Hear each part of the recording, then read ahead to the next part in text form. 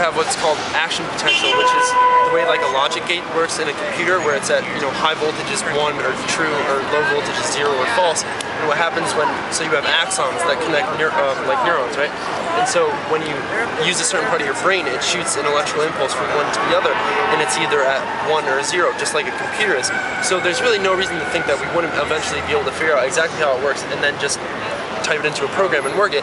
And we already have what's called machine learning, where so you know how the brain is able to reorganize itself, and it's very like the plasticity of the brain is extraordinary. Like how we, for instance, how we learn languages. There's parameters that, you know, a baby just from hearing all the noises around it is able to, it's called chunking, it's able to like pick out what strings of sounds are actual words, and it's able to set the parameters for its, like, you know the head order of like a language, and it's able, that's how infants are able to acquire language like without any effort. You know, you're not taught language, you simply, it's you acquire it. It's the poverty of the stimulus argument, and that's because your brain is built with several innate architectural structures in it that basically set you up to learn these things. So you're set up from the moment that you're born to start learning these things. And so basically we've already started simulating that in computers with connections networks and machine learning, where you have what are called mutable states in computers, and it learns it receives input, and based on the patterns that it recognizes, it changes, it actually reprograms itself, just like the brain does. I mean, not just like it, because the brain doesn't really work statistically, it works, we don't really know how it works, but it's definitely not statistics. Like, that's why it's statistic-based, like translation machines don't work well. For instance, for Google Translate, if you type in the word, if you type in the sentence, the apple ate the boy, in any language, and translate it to another language, it'll come out the boy ate the apple, because it looks in its database and it says, okay, so what's the probability of having, so it basically what it does is basically translates it into first order logic, you know, like mathematical logic, and it says, all right, so the predicate is eat, and then so it's a binary predicate, just like, you know, adding is binary. You have two things, and then it's a function basically. And so it says, okay, I have the predicate eat, and I know the two arguments are boy and apple. What's the probability of it being an apple eating a boy? And it says 0, because Google Translate works by, you know, the CAPTCHAs that you do, CAPTCHAs, those are all from the Google Books database. And so it basically has a database of all these like billions of books, and it looks in that database and says, what's the probability that I have this function eat apple boy? Like, when does anything in my database say that the apple ate the boy? And it's like, no, because no one's ever written that. So it's like, all right, so it must be the other way around. So you type in the apple ate the boy, and it'll put out in the other language the boy ate the apple. And so clearly that's not how the brain works. It's not statistic based like that. It follows a set of formal rules, which is like, it's called phrase structure rules. This is why Noam Chomsky, like, it's basically what he discovered about language that formed the science of linguistics, is that there's a finite set of abstract rules called principles and parameters that your brain follows.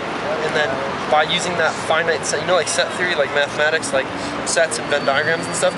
So imagine you have this set, and that's your rules, like for your language production. And from that, you're somehow able to create an infinite amount of sentences, right? You can generate an infinite amount of sentences. And basically the proof for that is, people say that's not true, because there has to be a finite amount of sentences, right? There can't be, but it's false, because you can just say, I can say, oh, that's very, very, very, very, very, very, very, very, very, and I can just keep saying very forever, and then finally say like good at the end, right? No one would do that because of the limits on like human memory, and like there's no point, you know what I mean? But it's theoretically infinite, right? And so the question is, how do you get an infinite set out of a finite set? And the answer to that is recursion, which is recursion. So you take a sentence, you do so say Mary said that, and then you embed another sentence in that. So you say Mary said that, and then you can say Paul said that. And so you're able to embed an entity of the same type within an entity of, like, you know, so you have a sentence embedded in another sentence, and you can keep doing it. So that's how you get an infinite set out of a finite set, and that's how language works. And that's how computers can do that too, with recursive functions. That's like, you know, how you would code the Fibonacci sequence. You'd say a really simple, you know, the Fibonacci sequence. You'd basically say, all right, so define Fibonacci sequence. If n equals 0 or if n equals 1, then return 0 and 1. For anything else, n equals n minus 1 plus n minus 2. And so basically, if you say Fibonacci, the sixth number in the Fibonacci sequence, it'll say, okay, 6 minus 1 plus 6 minus 2, and then it'll go back again and say, all right, so those two numbers, minus 1, minus 2, until it eventually gets all the way down to 0 and 1, and then it adds all those numbers together, and then you get the Fibonacci sequence. And so that's how the brain works, that's how computers works, and that's why computers will eventually have human consciousness. And then we're going to figure out exactly what, well, they think that free association, like analogies, which is basically the cornerstone of like creative human thought, the reason why we're able to like sit here and talk like this and not just be like stupid animals. Like, you know, animals basically work on instinct, like they can never like, they have communication, but it's, the main difference is it's not creative and they can't displace themselves temporally or in location. A bee will never say like, oh, yesterday was fun, right? You know, a bee's just gonna say, there's honey, like right now. It's pure input-output in terms of stimulus.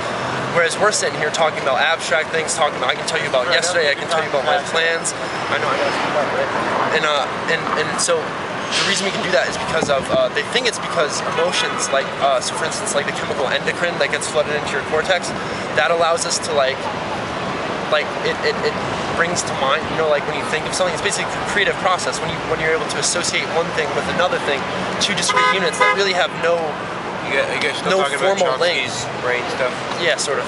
And then so we're gonna be able to eventually simulate that in the computer, and then plus all that other stuff I was talking about, and then you got a brain, and then boom, computer. We have basically Blade Runner.